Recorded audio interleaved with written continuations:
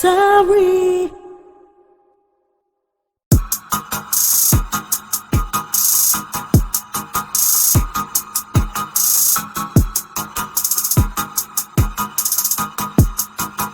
What's up, everyone? Welcome back to another episode of the CaliKidOfficial Podcast. I'm your host, CaliKidOfficial, and I know you guys have been wondering, why I've been away for so long. So, pretty much, I caught the flu, and I was battling the flu the whole time. And also as being a diabetic, our immune systems are weaker than the average person, so it takes us much longer to recover from things like that than a normal person, because not only are we battling the illness, we have to make sure that our blood sugar and stuff stays in check, because when we get sick our blood sugar levels elevate. So that was pretty much what was going on. I was battling the flu. I was trying to get well enough to get a episode out last week, but unfortunately that didn't happen. But there will be one this week, as you can see from me being in front of the camera. But let's get right into it. So we had the Super Bowl, the Chiefs versus the 49ers. It was a pretty interesting game. It started off with both teams filling each other out. And then the 49ers, they started pulling away, it seemed like. And then Kyle Shanahan, doing what he does best, he basically choked the game away. They were up by 10 points with 11 minutes or so left to go in the fourth quarter, and instead of running the ball, he starts throwing the ball, and ultimately it cost them the game. And so as of now, he's pretty much going to be recognized as the choking coach, because he did the same thing in the Falcons Super Bowl against my Patriots, which we came back from that 28-3 deficit and won. And then in this one, he didn't run the ball. I don't understand. I don't know if it's ego or what, but dude, you didn't cost yourself 2 Super Bowls. And I think the status, like, he's been outscored 41-0 in the fourth quarter in both Super Bowls. So it's crazy. I'm pretty sure the 49er fans as well as the players were hurt by that, because it was like y'all had the game in the palm of your hands and y'all just basically gave it away. So it is what it is. You can't really do too much about that. Moving on from that, we also see a little beef brewing between Nicki and Meek Mill. It seems like they have some unresolved feelings towards one another. Because if you guys don't know this, it kind of like heated back up when they ran into each other at some store in the little shopping area in LA. So they basically ran into each other. Meek and Nicki's husband, Big Zoo as he's being called, they had some words, calling each other pussy and this, that, and the third. And then they started airing each other out online, talking about he was going on her page trying to look at him and all types of crazy stuff. So I wanted to pull up some of they little back and forth tweets. Oh yeah, and she was saying stuff like, oh, he used to beat on her and his sister and all types of crazy stuff. He said, for clarification, I don't hit women, and I won't let my interviews be filled with questions about her or any situation to do with her when I come out to do press for my new album, No Devil's Tricks. So, let's see.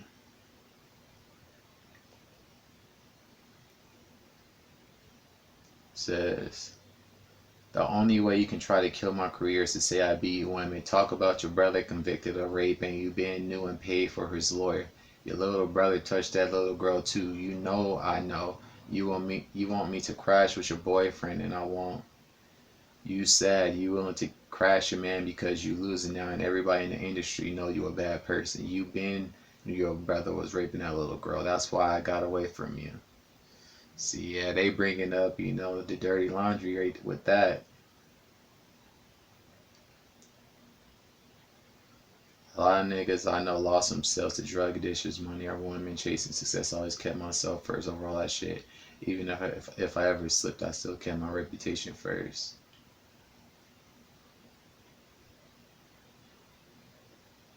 Let's see.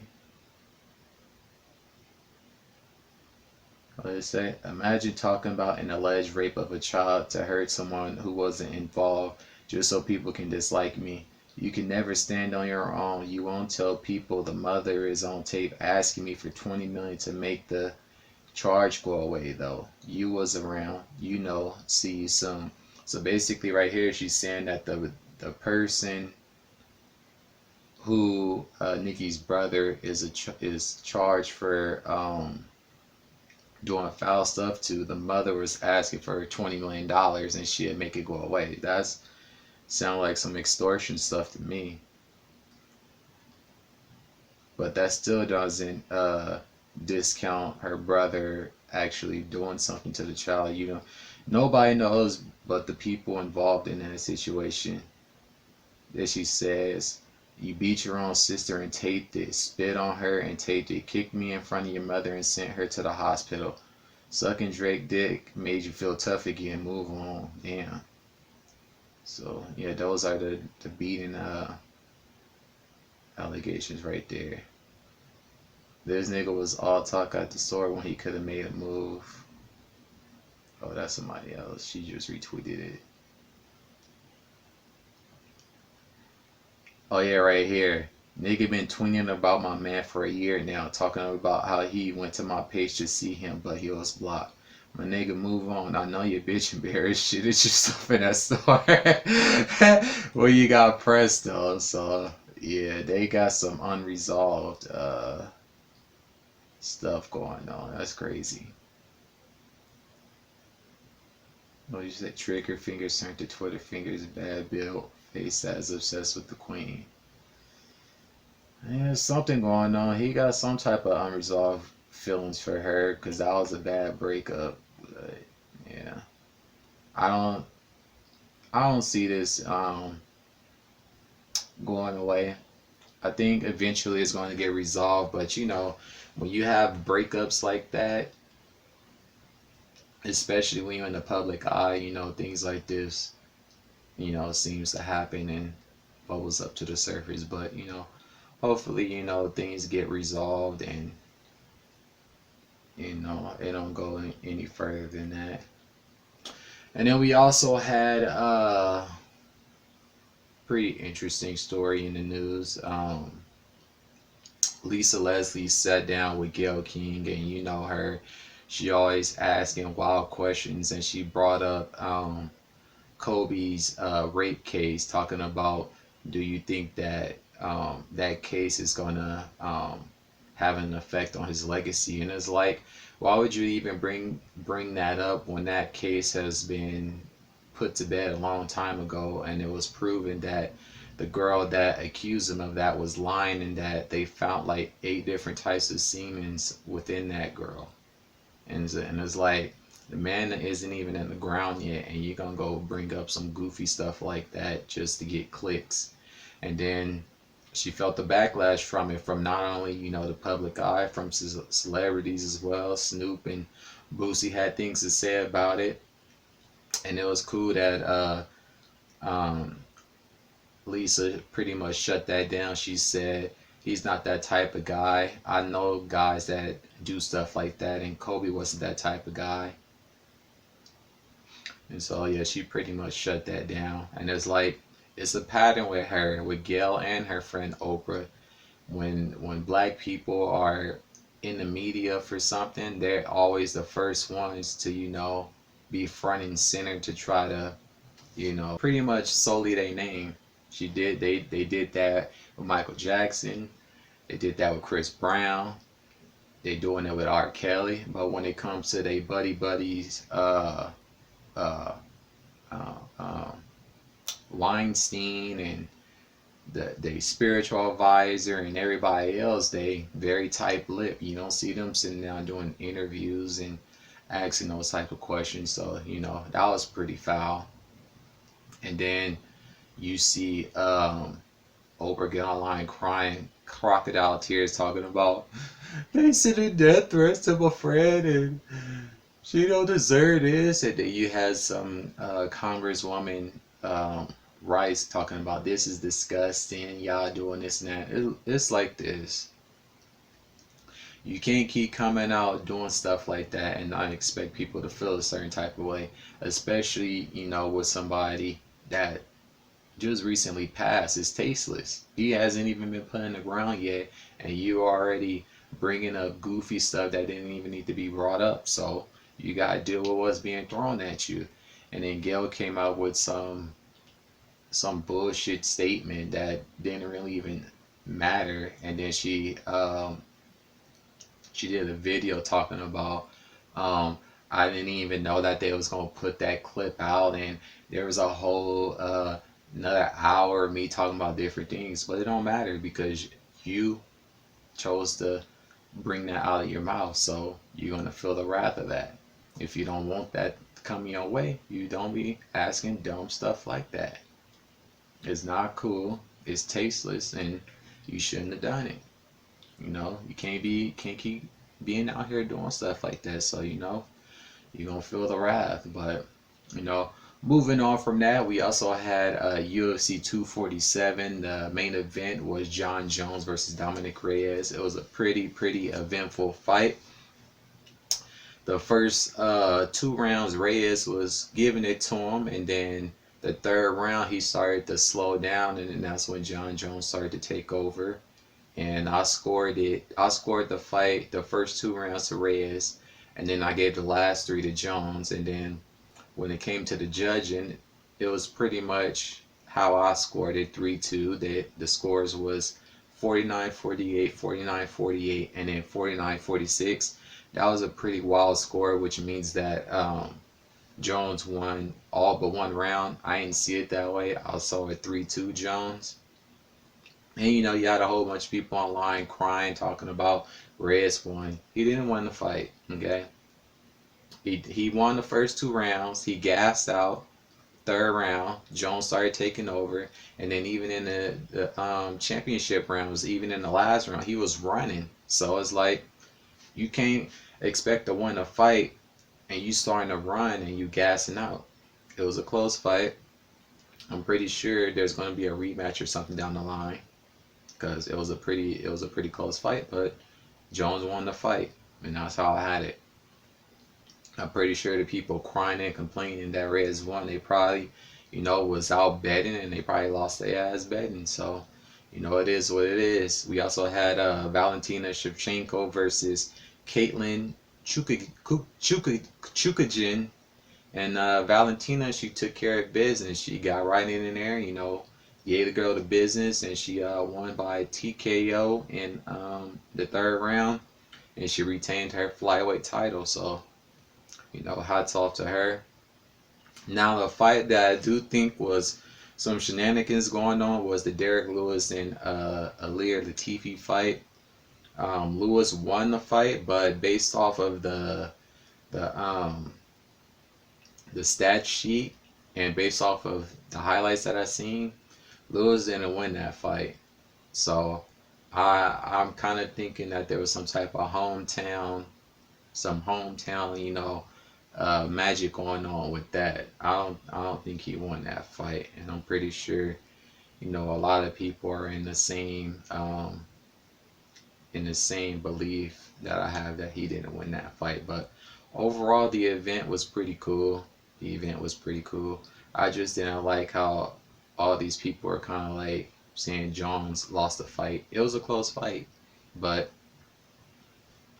Reyes, he would throw some stuff, but a lot of it wasn't connecting with Jones. It would either graze the gloves or be blocked by the elbow. But Reyes, he got some good shots in there. There was this one uppercut that he got on Jones that was pretty cool, and then he hit Jones, I believe, in the stomach. It kind of stumbled Jones, because he fell to the mat a little bit, but he caught himself and got back up after that. But Jones, he won that fight.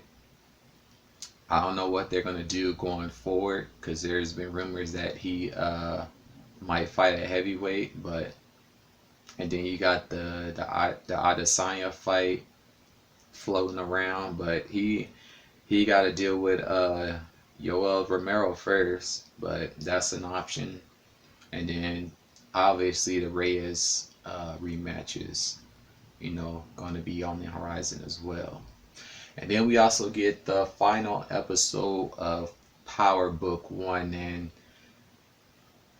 as pretty much everybody thought, Tariq was the one that shot Ghost, and um, the whole thing was kind of crazy, because it's like, really, Tariq is a punk. He does all this stuff, and then want to cry and complain about Ghost not helping him. It's like, you basically been saying fuck Ghost the whole damn show. So then when you do some shit, you want to run to him, tell him, why you can't go to jail for me? Because you a man and you need to stand on your actions and take the consequences for it. So he got mad at Ghost that basically he wasn't taking the rap to go to jail. So he approached Ghost on some, oh, remember what you did to your homie, I think it was what, Rolo, the light skinned dude that he killed? That, oh,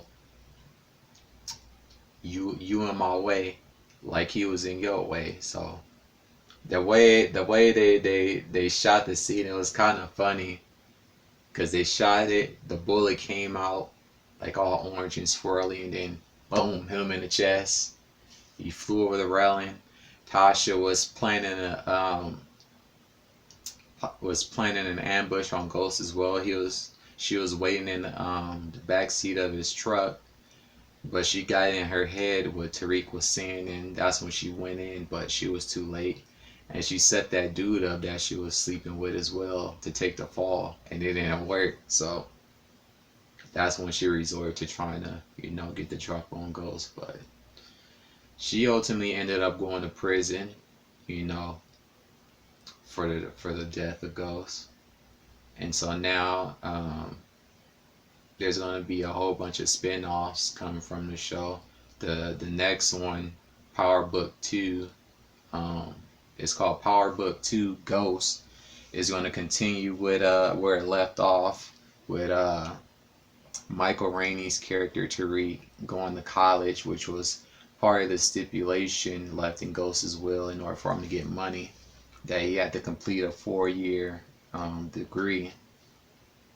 And so it's gonna set up with that. And then we see Tasha in jail. She had to take off her weave and all that stuff. They had her looking crazy. And then we're gonna have Mary J in there. We're gonna have Method Man. We're gonna have Sax's character, because his career then boosted up. Who else is gonna be in there? Yeah. And then after that, that's gonna be coming in the summer. And then I'm pretty sure after that one, then we're gonna see the next one and the next one and the next one. And they probably gonna keep alterating. And then so after Power Book 2, we get Power Book 3, Raising Kanan. So I'm pretty sure that's like the story of how Kanan came to be and all that. Then we get Book 4, Influence, which is going to be about Tate and him becoming governor and all that. And then we get Book 5, Force, which is with Tommy. So that one gonna be hard. I can't wait to see that. So yeah, it's pretty cool. Pretty cool how they set that up. 50 Cent, he been doing this thing. He got another show called For Life. I saw the pilot for that. That was pretty cool. So I'm looking forward to watching more of that. He also been working on the BMF movie. I heard he working on some other projects. So he got a lot of stuff coming our way. I don't know if The Oath is finished. I think it might be, because like most of the characters got killed, so I don't know. But that was another one of his shows, The Oath. But yeah, he got a whole bunch of things, frying in the kitchen. So that's pretty cool. There was this viral moment that went on the internet. So apparently this kid for the talent show, he played a certain song with the drums. So let me pull that up real quick. See if you guys. I'm pretty sure most of the guys gonna know what I'm talking about. His TikTok is Tony's underscore Boney. So if you want to see the whole thing, you can go on there. But it was pretty funny. All right, here we go.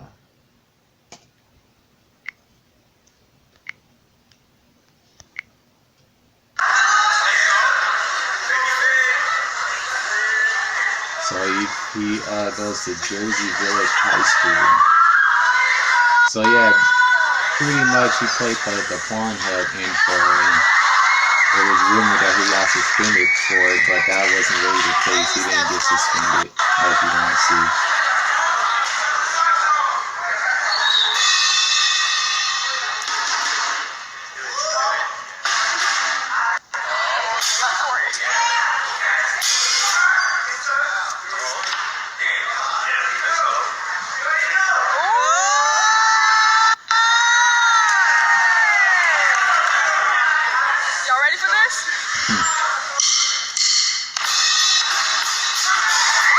And then the audience went crazy.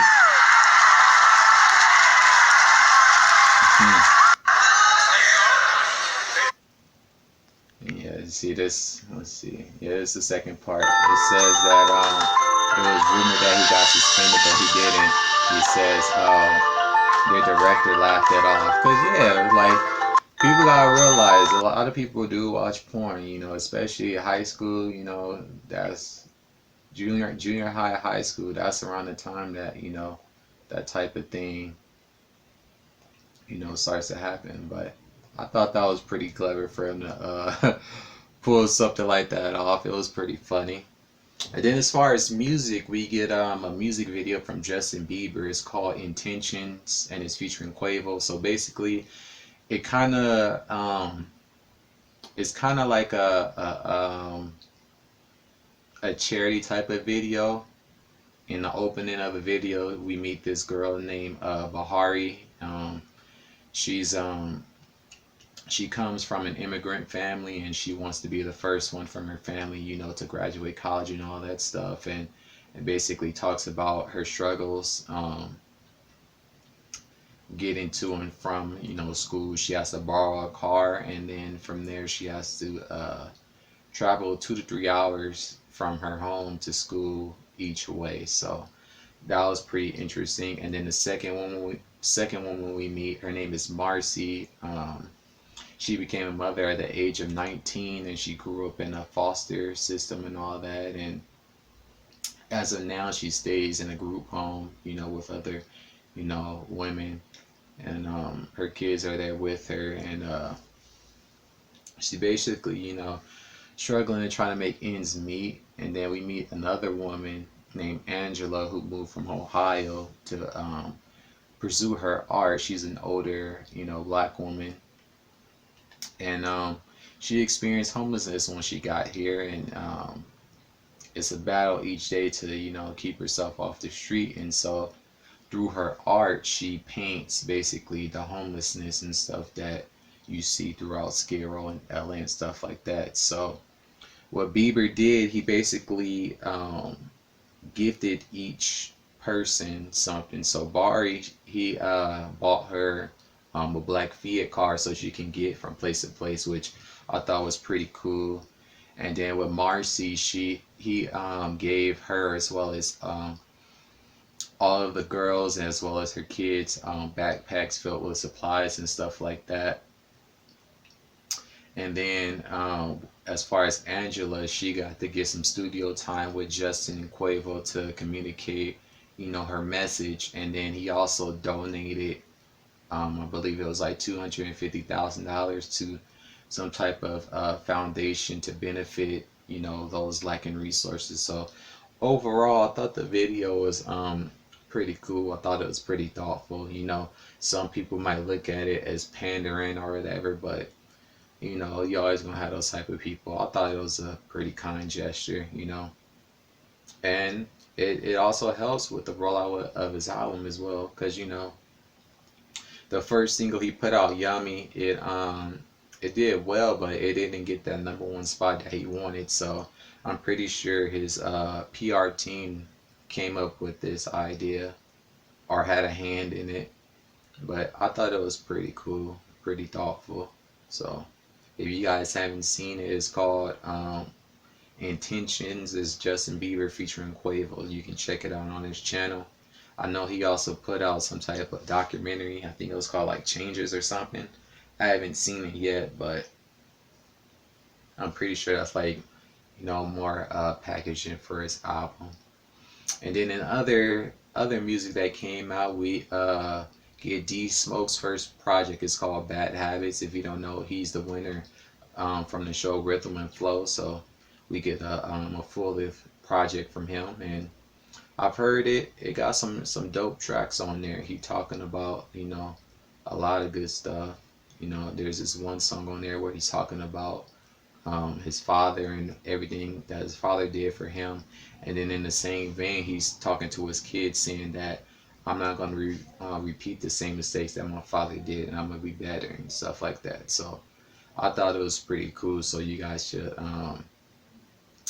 give it a listen to as well. And then also in music, the first MV from my project Euphoria is going to be premiering on Sunday at 9 a.m. on my YouTube channel. It's for my song Serenity, which is the lead single off of the album. So make sure you guys check that out. The official release date for my album is April 3rd. I'm pretty sure you're going to see all the promo and stuff for that. So make sure you guys check that out. And that's pretty much going to do it for this week's podcast.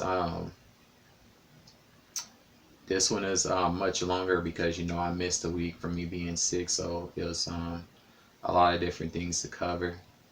So make sure you guys tune in next week. Make sure you like and subscribe to the channel. And until the next one, peace.